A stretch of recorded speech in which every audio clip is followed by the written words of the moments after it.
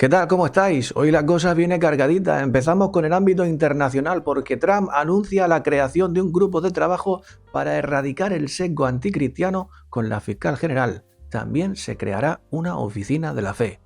No le pongo el vídeo porque está en inglés y para eso mejor nos tomamos un caldo con pelotas, pero también lo que ha hecho Trump ha sido lo siguiente: firma la orden ejecutiva de no a los hombres en los deportes femeninos. Y esto probablemente va a ser un punto de inflexión en lo que a los transicionadores se refiere. Además, esto viene hilado de alguna manera con lo que ha pasado en Argentina.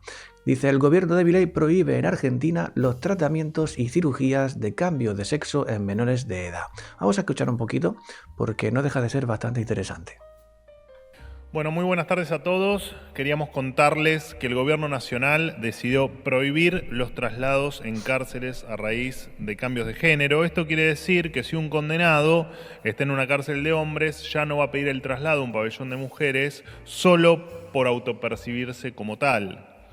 Pues eso es bastante importante porque de un tiempo a esta parte no hacemos más que ver y escuchar noticias en donde se están produciendo más altercados y más violencia precisamente por eso, porque hay hombres en cárceles de mujeres simplemente porque en su momento se declararon transicionadores, ¿no?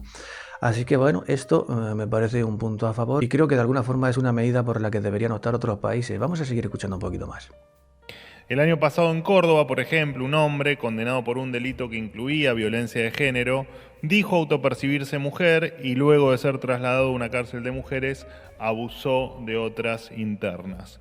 Lo que estaba Esto diciendo. demuestra que el sistema actual se convirtió en una herramienta para aquellas personas condenadas, incluso por violencia hacia las mujeres, puedan volver a cometer delitos aberrantes cuyas víctimas también son mujeres.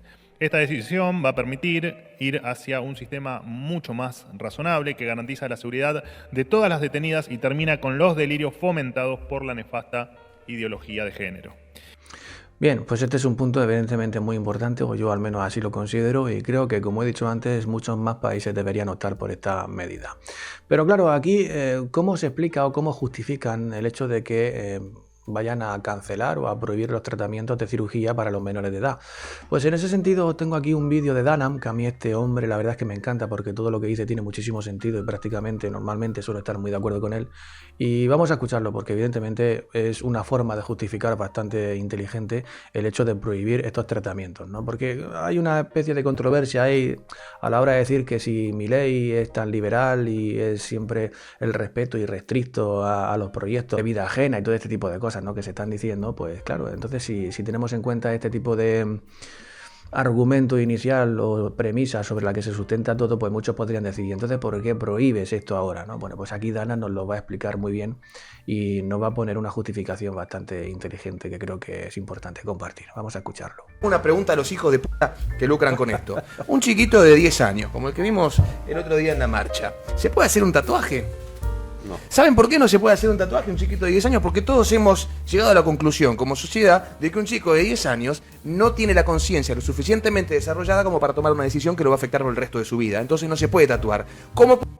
Ya en este punto yo estoy seguro de que usted sabrá desarrollar el argumento que viene para poder justificar por qué se prohíben ese tipo de tratamientos. Estoy seguro que ya en este punto usted ya lo ha entendido, pero bueno, vamos a escucharlo un poco más porque no deja de ser gracioso y de ser interesante.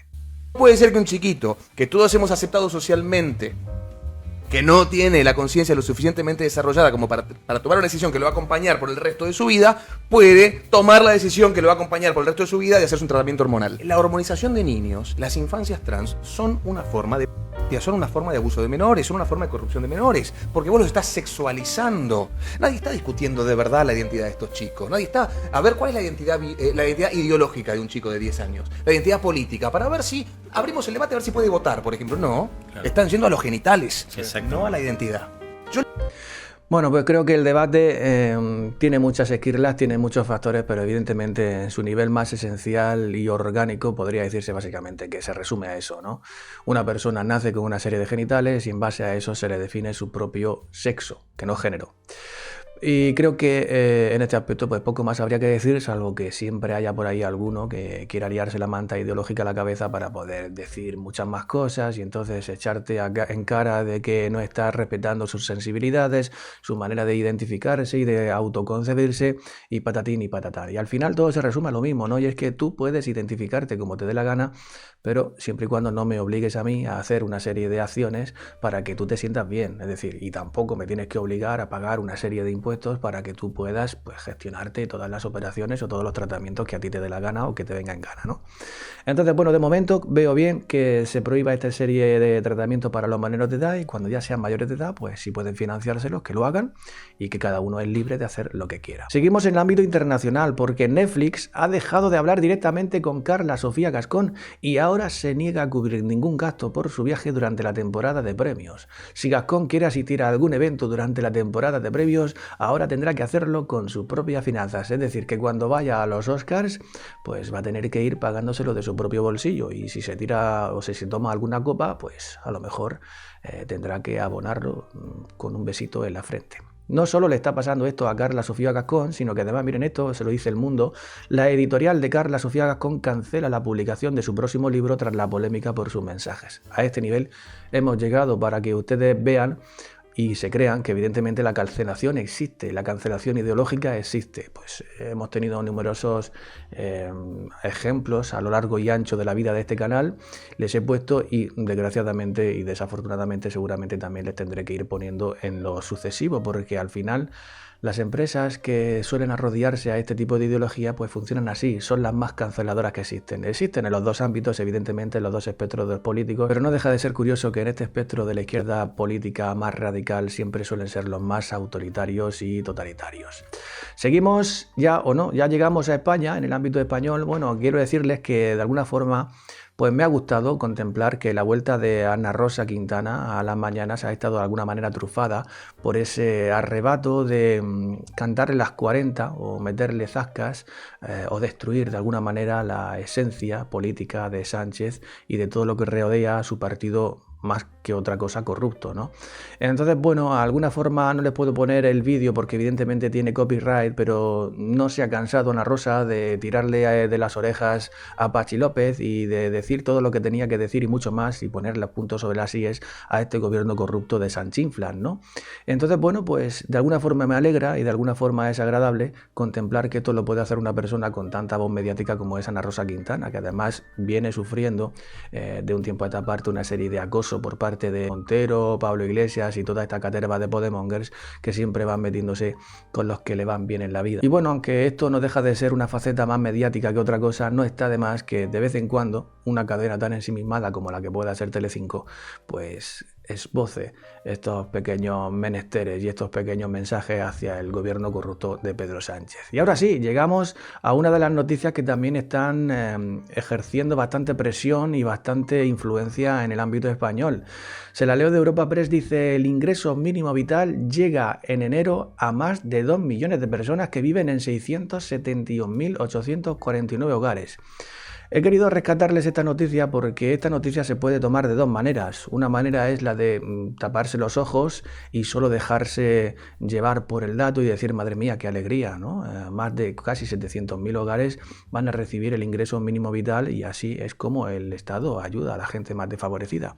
Pero hay otra visión, hay otra forma de leer esta noticia y es la que más nos convendría como sociedad para poder progresar y es aquella que nos dice que el Estado está generando o está ayudando a 700.000 hogares. Es decir, que España tiene casi 700.000 hogares que necesitan ser ayudados por el Estado. Esto no es una cifra para celebrarlo, esto es una cifra para preocuparse. Además, si a esto le sumamos las colas del hambre, el paro juvenil y la fuga de emprendedores, pues evidentemente todo esto son una serie de factores y de datos que nos tienen que hacer ver la realidad de España como la que es, que no es como la del tren de Europa ni de como una economía que esté boyante a más no pedir, sino como un ejemplo de sociedad que está en decadencia y que está en la cuerda floja, nada más y nada menos, porque entre otras cosas hay más o casi 700.000 hogares que necesitan ser ayudados por el ingreso mínimo vital. O sea, esto no es una noticia para celebrar, esto es una noticia para preocuparse y bastante. Y ahora sí, una de las mejores noticias que hemos tenido en los últimos días salió ayer, es la de que el hermano de Pedro Sánchez deja su puesto en la Diputación de Badajoz en plena investigación judicial. Les aseguro que no han sido pocas o no están siendo pocas las bromas que se están haciendo con respecto a esta noticia. Una de ellas, o la más difundida, es que bueno, fue un día a trabajar y como no encontró la oficina porque no sabe ni dónde está ni a lo que se dedica, pues desistió y decidió dimitir, ¿vale? Pero bueno, más allá de este tipo de bromas que a mí me parecen muy buenas y que además hay que compartirlas porque el horno no está para bollos y de vez en cuando hay que reírse, pues más allá de eso, a mí lo que me gustaría destacar es este mensaje de Froilán I de España que pone el punto y la coma donde debe ponerse, ¿no? Dice, tras 7 años, David Sánchez abandona su puesto en la Diputación de Badajoz. 7 años en los que ha producido una ópera de pésima calidad que se ha representado una vez. Ha dispuesto de un presupuesto de 373.000 euros para dirigir sus caprichos. Ha coordinado 0 conservatorios. Ha tenido 0 despachos. Se ha embolsado más de 260.000 euros de dinero público. Y además, este dinero que se ha embolsado seguramente no lo tributará en España porque ya están diciendo por ahí, reconociendo que lo tributaba en Portugal para evitarse algún tipo de impuestos. Bueno, esto es algo que tenemos que asumirlo como españoles que somos, que estamos acostumbrados a tragar y a que nos den por saco, ¿no? Vale. Y además tenemos que estar acostumbrados a que salga la vicepresidenta de turno, como es Pilar Alegría, a decirnos que el único delito que ha cometido David Sánchez es ser hermano del presidente.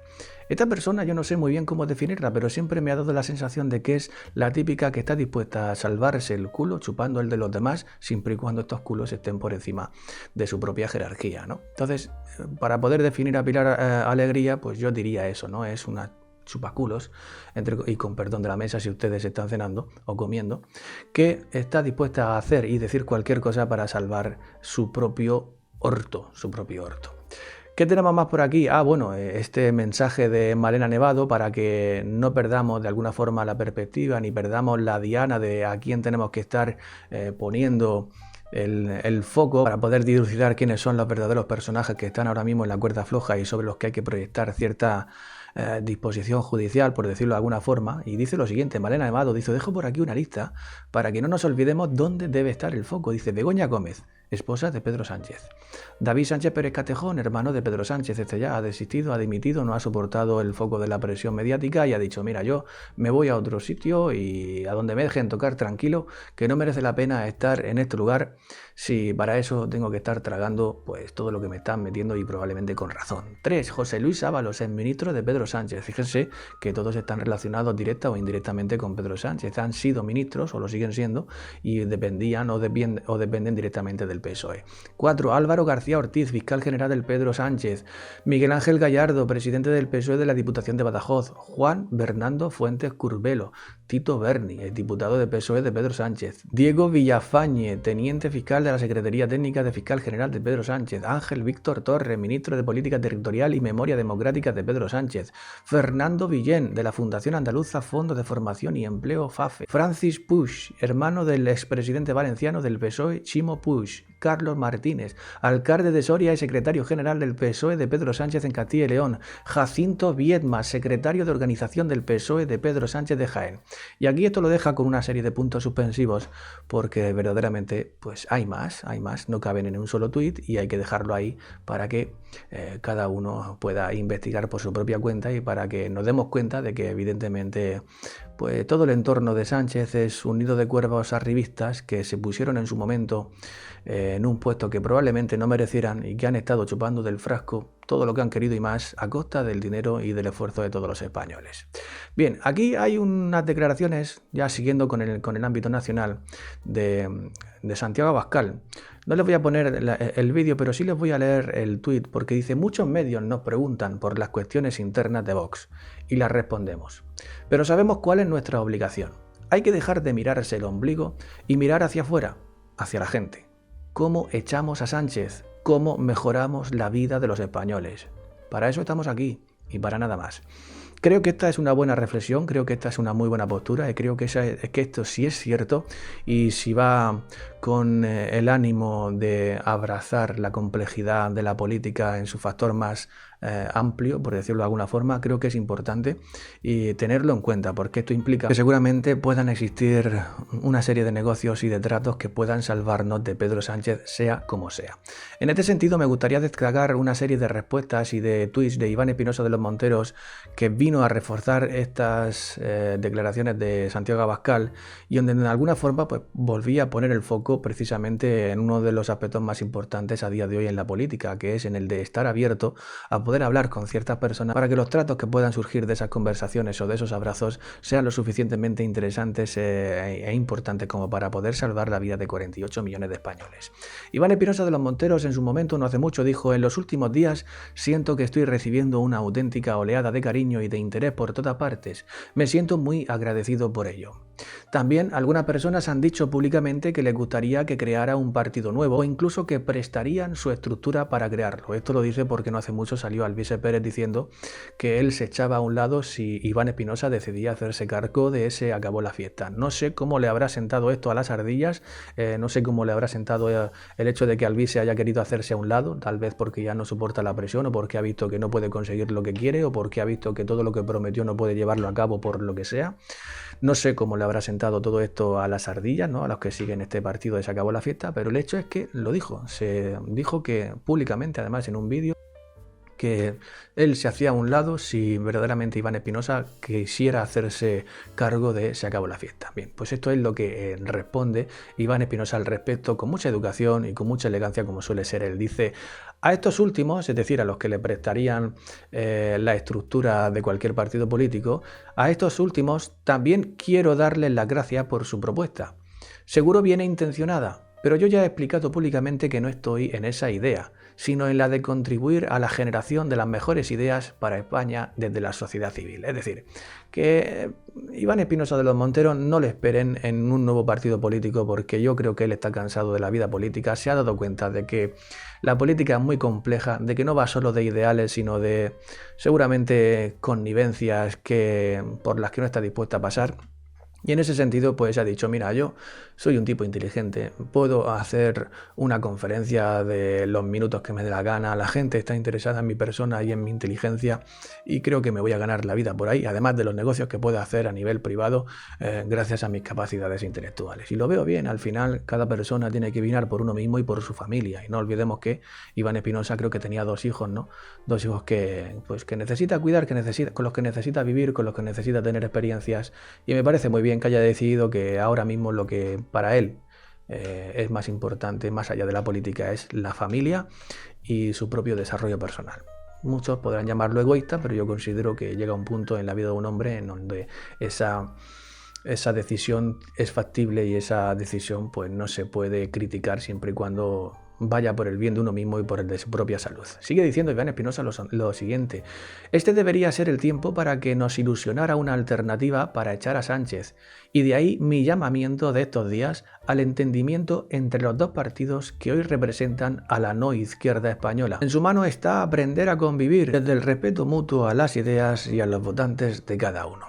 Esto es muy importante, ¿no? Cuando ha dicho aquí representan a la no izquierda, porque claro, decir que el PP es de derecha, pues verdaderamente sería una imprudencia intelectual bastante grande, porque a día de hoy el PP es lo que probablemente fuera el PSOE hace 20 años, no deja de ser de centro izquierda o de centro y no tiene nada de derecha. Y evidentemente pues llamar a Vox extrema derecha tampoco sería justo y tampoco es prudente intelectualmente hablando, y sería propio de un analfabeto político, porque a día de hoy no hay nada más extremo que lo que exista Podemos en la izquierda, que es la izquierda más rancia que ha tenido España en los últimos 50 años. Sigue diciendo Iván lo siguiente: en su mano están también ilusionarnos y generar esperanza a un país que necesita un fuerte revulsivo para desarrollar el gran potencial que tenemos como nación.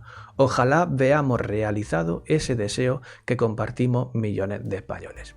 Me han parecido muy interesantes estas declaraciones de Iván Espinosa, o estos tweets, estos escritos, para poder poner el foco en lo que verdaderamente interesa e importa ahora mismo, que es la unión de la no izquierda española para poder echar a Sánchez. Como no lo echemos de esta forma, no lo vamos a poder echar nunca, porque se va a enquistar en el poder, va a hacer todas las leyes que necesite para poder quedarse, y estamos viendo que puede hacerlo a través de Real Decretos y a través de decretos y a través de pactos con los separatistas y con Junts, pues estamos viendo que lo puede hacer, y como no sean capaces Vox y PP de concertar alguna alianza para que ese trato de la no izquierda llegue al poder, me parece a mí que España va a seguir inmersa y va a seguir sumergida en la bote de la izquierda española durante muchos años.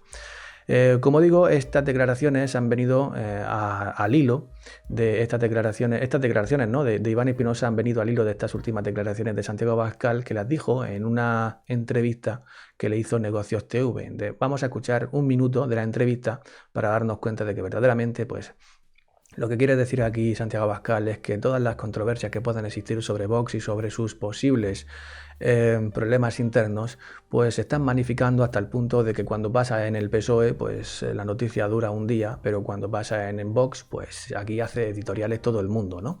Recordemos que Sánchez ha destituido varias veces a varios de sus ministros y a varios de sus responsables, y se ha hablado de eso un día como si fuese parte de una regeneración democrática, pero cuando pasa en Vox, cuando pasa que se va uno o que se cambia a fulanito o a menganito, pues entonces lo que pasa es que se está quebrando por dentro, que hay una serie de decisiones, que hay una serie de fracturas internas, y entonces no va a llegar a la semana que viene. Y eso se está diciendo por parte de periodistas. Yo ya escribí un artículo en La Bandera quejándome de lo que había dicho Juan Soto Ibars al respecto, que me parece que había sido un análisis bastante muy superficial, rayano únicamente en la opinión y probablemente en un sectarismo absurdo. Y además creo que es completamente erróneo decir que Vox está peor que antes, cuando estamos viendo que en todas las encuestas sale que siempre sigue subiendo. Lo que pueda haber en su interior, pues es cosa de ellos, y es propio de todos los partidos políticos que están compuestos por personas que son seres complejos, y que cada uno, pese a poder tener un objetivo común, pues puede tener ideas distintas de un mismo hecho, ¿no? Y cuando se trata con este tipo de circunstancias, pues no siempre se llega a buen puerto, y no siempre la colaboración es eterna, ¿no? Entonces, pues bueno, pues siempre va a haber personas que entran y personas que salen, pero como dice aquí Santiago Abascal, lo vamos a escuchar ahora mismo, pues es lo que ocurre en todos los partidos, y no hay que demonizarlo, y ni hay que mantenerlo más en el tiempo de lo que pudiera hacerse cuando pasa en cualquier otro partido. Vamos a escucharlo porque me parecen unas declaraciones bastante interesantes. Vox está creciendo de una manera extraordinaria. Hace 6 meses salimos de los gobiernos regionales, volvieron a decir que ese era el fin de Vox, estábamos en un 9-10% de intención de voto, y hoy estamos... Que te interrumpa. ¿Estás arrepentido de haber salido de los gobiernos? Estamos en un 15% de intención de voto. No estoy arrepentido, ni por razones estratégicas y de apoyo popular, ni por razones de convicción. Nosotros no íbamos a colaborar con el reparto de los menas y por lo tanto de la inseguridad por toda España. Esa fue una decisión que yo impulsé personalmente y que yo asumí. Efectivamente, podríamos haber sufrido con esa decisión, pero no. Hoy tenemos mucho más apoyo que antes. Por esa razón y por muchas otras razones, yo no me engaño. Entonces, cuando Vox crece, siempre pasan cosas. Siempre hay gente que quiere magnificar pues, el abandono de alguien de Vox. Cuando hay un debate sobre alguien que se va de Vox, y se han ido varios, ese debate dura 1 año, dura 2 años. Cuando el Partido Popular o el Partido Socialista cambian a sus líderes, no es que se va alguien voluntariamente, sino que cambian a sus líderes, ese debate dura 1 día, 1 semana, desaparece enseguida los medios de comunicación. Es decir, hay mucho interés en dañar a Vox, y hay mucho interés en hacer a Vox domesticable. Pues me quedo con esas palabras. Hay mucho interés por dañar a Vox y por hacer de Vox algo domesticable. Y yo creo que no debería serlo, aunque también creo que las palabras de Iván Espinosa están muy acertadas, y aunque Vox no sea un partido domesticable, sí que es cierto que creo que debería contemplar la posibilidad de abrazar la complejidad de un trato que fuese, o de un pacto que fuese mucho mejor para todos los españoles, que únicamente quedarse en una especie de esquinita esperando a ver qué pasan las cosas. No estoy diciendo con esto que Vox sea tibio, ni muchísimo menos, porque está considerado como el partido más extremo dentro de la derecha de España, y evidentemente considerarlo como tibio sería algo absurdo, pero sí que pienso que a lo mejor pues abrirse a un pacto pues no sería del todo malo. Es muy complicado, no creo que vaya a darse, porque al final pactar con el PP es también pactar un poco con el PSOE, ¿no? Un poco y un mucho. Y entonces en ese sentido, de alguna forma, pues se abre aún más la complejidad de saber con quién se está pactando, ¿no? Porque no se puede a día de hoy confiar en el PP. Esa es la dicotomía en la que estamos a día de hoy, pactar con un partido que se abre tanto y se arrodilla tanto al PSOE. Quién sabe si quizás ante estas palabras de Iván Espinosa lo vea alguien del PP y pueda también decir, bueno, pues a lo mejor si dejamos de arrodillarnos tanto ante el PSOE, probablemente podamos contar con la ayuda de Vox y podamos darle un giro distinto a lo que está llevando España, que no es nada halagüeño. Me voy a quedar aquí porque ya el vídeo se me está haciendo bastante largo. Espero que lo hayan disfrutado y espero que estéis bien. Activad la campanita, suscribíos, compartir el vídeo porque ya sabéis que eso me ayuda bastante. Espero que estéis bien, que nada ni nadie os impida ser felices y sed bienvenidos a la red de Will. Nos vemos pronto, un besico.